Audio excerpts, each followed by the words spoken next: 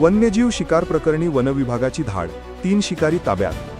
वेल्हेता राजगड, दिनांक 30 मार्च 2026.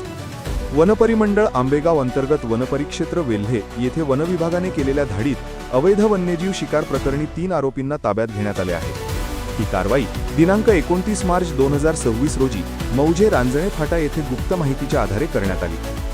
वनपरिक्षेत्र वेल्हे येथील पथकाला मिळालेल्या माहितीप्रमाणे काही इसम रिक्षा क्रमांक MH12VW 6394 मधून शिकारीसाठी येत असल्याचे समजताच संबंधित ठिकाणी सापळा रचण्यात आला.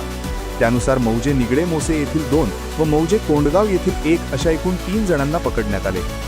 अटक करण्यात आलेल्या आरोपींमध्ये मारुती बबन दारवडकर रा कोंडगाव, दत्तात्रेय लक्ष्मण नलावडे व गोरख हनुमंत नलावडे दोघेही रा निगडे मोसे यांचा समावेश आहे.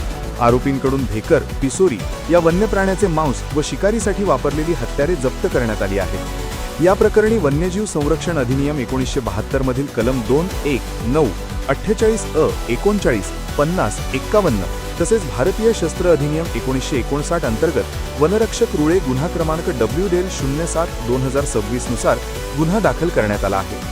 वनपरिक्षेत्र अधिकारी अनिल लांडगे यांनी सांगितले की वन्य प्राण्यांची शिकार हा गंभीर व अजामीनपात्र गुन्हा असून यासाठी कमाल 7 वर्षांपर्यंत कारावास व 25,000 रुपयांपर्यंत दंडाची तरतूद आहे.